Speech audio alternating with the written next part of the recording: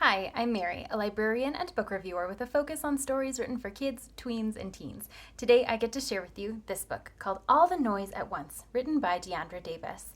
This is the story of Aiden. Aiden is in high school and he loves football. He loves being able to predict the plays, he loves being able to analyze what's going on, and he desperately wants to play himself. Unfortunately, Aiden has autism, and that means that he has a little bit more difficulty navigating all of the unpredictable touching and noise and behavior that happen in a typical football game. Luckily, Aiden's older brother Brandon is an advocate for Aiden in every aspect of his life and finally gets Aiden the chance he's always wanted to play on the high school team. But not everyone is happy about Aiden being on the team, and when one player in particular starts to cause some trouble, it's actually Brandon and Aiden who end up getting the brunt of it and having larger repercussions than anyone might expect. So, as all of this begins to unfold, Aiden begins to realize that he needs to step into the advocacy role in his own life as everything kind of starts falling apart around him. This story is both endearing and heartbreaking in different ways. The story is told through Aiden's perspective, so as you're reading the story, you get a really strong glimpse of exactly how he is going through his own life, how he interacts with other people, how they interact with him, and then also all of the things that Aiden does to help manage his big feelings as they occur. So from different actions that he does to investigating and analyzing all of the facial expressions and behaviors of the people around him so he really understands what's going on. Now, even though he does understand anecdotally things that are happening around him, things that are less anecdotal are a little bit more difficult for him to absorb.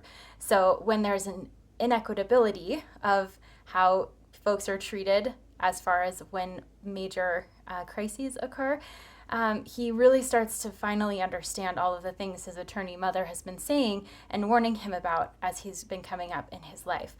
So on the endearing side, Aiden is figuring out life as an adolescent, especially when he interacts with a girl for the first time really in his life, and how he starts managing that situation, how she supports him through a lot of the difficult situations that take place.